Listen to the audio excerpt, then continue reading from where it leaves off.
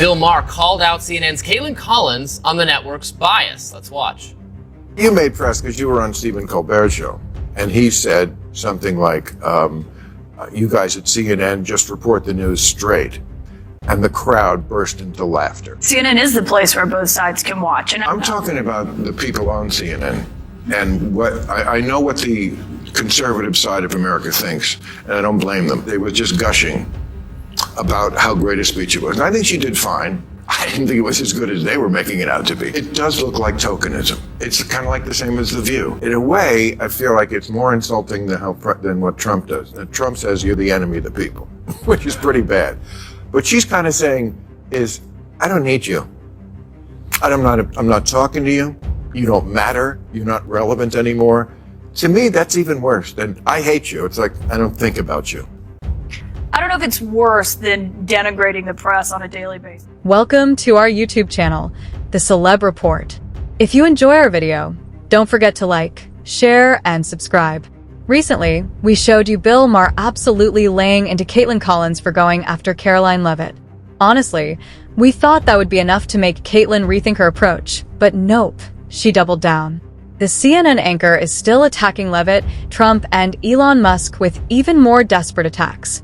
Bill, however, wasn't about to let that slide. This time, the takedown was even more brutal, a pure firestorm of truth. And lucky for you, we've got all the receipts.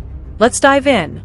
That tells you a lot, doesn't it? I mean, how do you guys think you were doing this in that arena of like, this is a terribly divided country. We're not only politicized, a lot of people just hate the other side. And CNN, in my view, should be the place where both sides can watch. How do you think you're doing with that? How is CNN is the place where both sides can watch. And I think, my show. But before we get to Bill Maher's savage takedown, let's first unpack why Maher, someone who voted for Biden, now seems to be siding more with Republicans. Here's the thing. Woke journalists have been setting traps for Trump long before he even won the election, and none more so than Kaitlan Collins. In that clip we just saw, Collins was fishing for a gotcha moment, something to make Trump look unfit for office. It was a trap.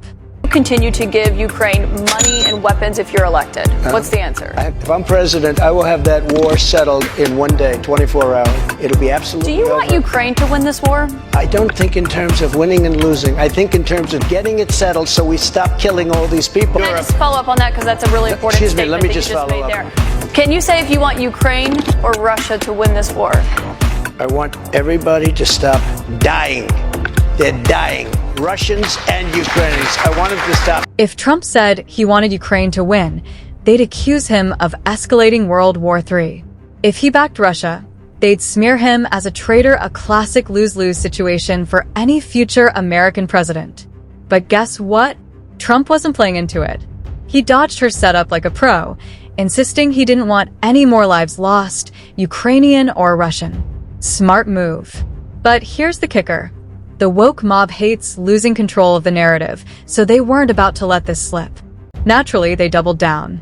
And it wasn't just Trump who called out Kaitlan Collins' antics, he wasn't having any of it.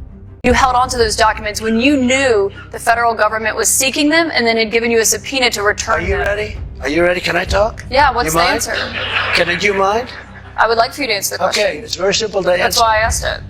It's very simple to you. You're a nasty person. Instead of asking direct questions, Kaitlan Collins was rambling, filibustering her own interview, wasting time like a classic CNN move. It wasn't about getting answers, it was about trapping Trump with convoluted, no-win questions designed to make him stumble or, even better, catch him in a soundbite the media could run with for days. But Trump, like a seasoned boxer, bobbed, weaved, and escaped her grasp. Then he landed a counterpunch. One moment, Kaitlan thought she had him cornered. The next, she was the one scrambling. Brutal. Honestly, this wasn't her first rodeo. But as always, Trump flipped the script right back in her face. Kaitlan, though, kept coming. This time, she went after Trump's son, Donald Trump Jr., right after an assassination attempt on him.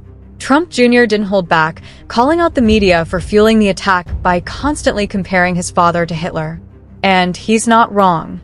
For nearly a decade, the media has painted Trump as America's villain, a dictator bent on destroying the country. They've demonized him, mocked him, and turned him into a monster.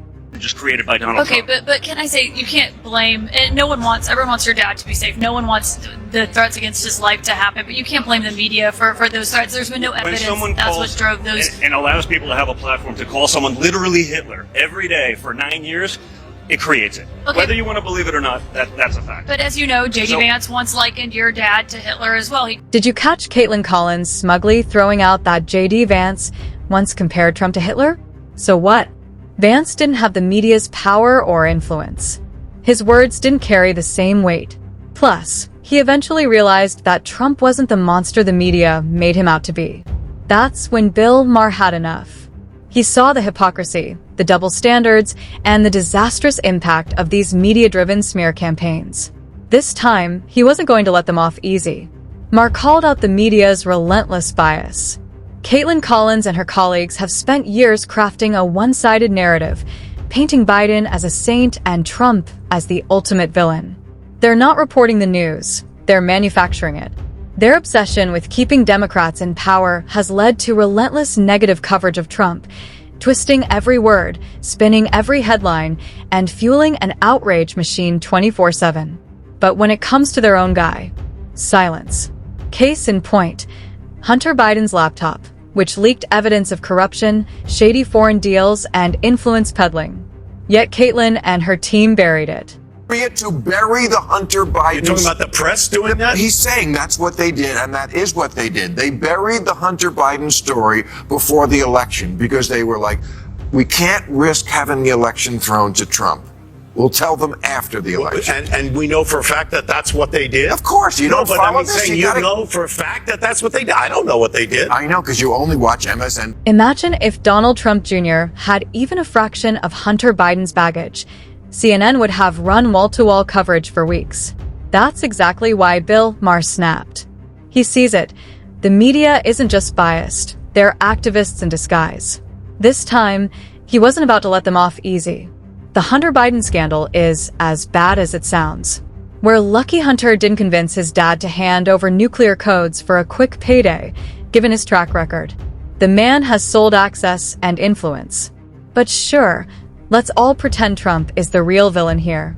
The media bends over backward to protect the Bidens, acting like Hunter is just a misunderstood guy with personal struggles. Let's face it, if Trump Jr. had half the scandals Hunter has, the media would be calling for his public execution. The hypocrisy is insane. The fact that she has some roots in Alabama does not make her a fair and balanced reporter. I will submit to the record, her biggest sin is not that she is biased, though she is. It's that she's boring. She's extremely boring with no personality. I have a pro tip for her. Smile. Try smiling every once in a while. Try not to be, like, in your delivery, such a cold-hearted all the time, because it gives people nothing to bond to. You can be a tough interviewer. The media keeps manufacturing scandals out of thin air when it comes to Trump, but when hard evidence of corruption drops with Hunter, it's crickets. That's why people like Bill Maher, who used to lean left, are finally calling out the nonsense. At some point, even lifelong Democrats have to admit this isn't journalism. It's propaganda. And guess what? Kaitlan Collins wasn't the only one getting called out. Megyn Kelly nailed it. Kaitlan Collins can't outrun the biased journalist tag, no matter how hard she tries. She's as left-leaning as CNN's editorial board at a Biden fundraiser. The sooner she drops the impartial journalist act, the better. No one's buying it. Honestly, Megyn gave Kaitlan some pro tips. She needs to smile more and ditch the perpetual smirk. It's like she's allergic to warmth. You can be a tough interviewer without looking like you're plotting your guest's downfall mid-interview. There's a fine line between sharp and cold-hearted, and right now, Kaitlan's walking around like a human ice cube. Megyn Kelly gets it, Bill Maher gets it, and judging by the ratings, the audience gets it too. What you would have to call some sort of media suppression of Hunter Biden's computer right before the election. Oh, no doubt. No doubt. Okay, so, and the truth is, I still don't know what I think about that. And sometimes, right. But I mean, to actually parse everything in there and figure out just how dirty Biden Senior is as a result of the information there. Can I go to step two?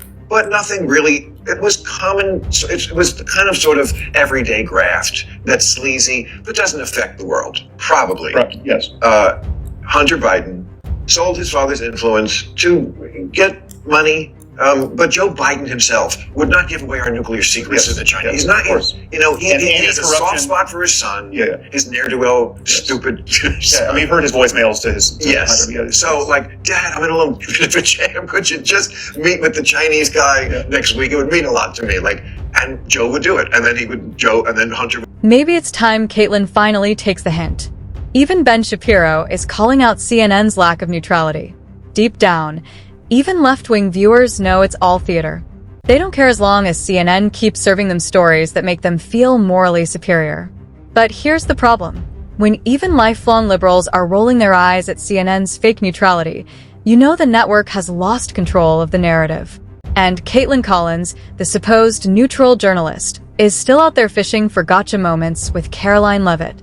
The real issue is that journalists like Kaitlan feel entitled to everything. They don't just want access, they want control. And when they don't get it, they throw a tantrum and cry attacks on democracy. Meanwhile, the actual attack on democracy is a media that refuses to respect the office unless a Democrat is sitting behind the desk.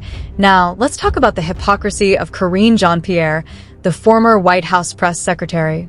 She presided over some of the most restrictive press access policies in history, yet she had the nerve to call out Karoline Leavitt for limiting access to the Oval Office. The hypocrisy is mind-boggling. When Democrats shut down access, it's necessary for security. But when Republicans do it, it's an authoritarian crisis. On Kaitlan Collins from CNN, obviously talking about how terrible Trump is and what a terrible job he's doing and how Kamala Harris has all the momentum and all of that sort of thing. But that's not the interesting part of the clip. The interesting part of the clip is that Stephen Colbert says, in perfect seriousness, with a straight face, that the legacy media are objective. That CNN is objective, and listen to the reaction of the crowd. Again, this is a crowd who opts into viewing The Late Show with Stephen Colbert, which means that they are all on the left. Trump has kind of been thrown on his heels by this, and he's not really sure how to go after Vice President Harris. He knew his attack lines on President Biden. He really has struggled with how to go after someone who's 20 years younger than him, who is a different gender, a different race. It's kind of been this moment where he has not been able to coalesce around a single attack line. I know you guys are objective over there, that you just report the news as it is. Oh, I know. CNN makes it, and I know that's supposed to be a laugh line? I wasn't supposed to be, but... Give me a break. But here's the kicker. The real reason for those restrictions under Biden wasn't about hiding a weak leader. It was about maintaining order. Unlike Jean-Pierre, Karoline Leavitt isn't scrambling to cover up an administration that's falling apart, and that's the real difference. So yes, Karine, sit this one out. The media's obsession with Trump is out of control. From the moment he announced his campaign, they've worked overtime to paint him as the villain. But here's the twist. The more they attack him, the stronger his support grows.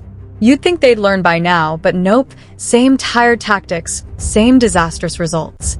If CNN wants to salvage any shred of credibility, they need to stop with the endless hit pieces and start acting like the neutral media outlet they pretend to be. But let's be real, that's not going to happen. CNN isn't about journalism anymore, it's about narrative control.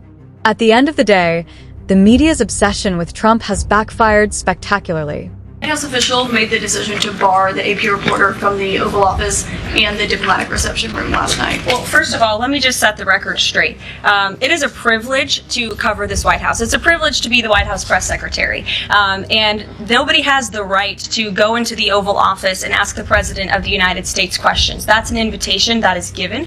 And there are hundreds of outlets on this campus, many of you in this room who don't have the privilege of being part of that pool every single day and getting to ask the President questions. We reserve the right to decide who gets to go into the Oval Office, and you all have credentials to be here, including the Associated Press, who is in this briefing room today. But isn't it retaliatory in nature is the argument, because the reason that the AP was barred, which they said was because they're not using the phrase Gulf of America, they're using Gulf of Mexico in line with their standards. And so the question here is this setting a precedent that this White House will retaliate against reporters who don't use the language that you guys believe? They tried to destroy him, but all they did was make him stronger. They've pushed fake narratives, ignored real scandals, and acted like activists instead of journalists. The people see right through it. Bill Maher, Ben Shapiro, Megyn Kelly, they've all called it out. Even lifelong liberals are tired of the bias, double standards, and relentless Trump derangement syndrome. Now, Kaitlan Collins is just another cog in the propaganda machine. Trump isn't the problem, the media is. Their lies, arrogance, and refusal to report fairly are what's driving people away. If they don't change course, they'll keep digging themselves into irrelevance. So, CNN, maybe take Bill Maher's advice and stop digging. America's done listening. Thanks for watching, and if you enjoyed our commentary, hit that like button, subscribe, and stay tuned for more hard-hitting videos like this one. See you next time.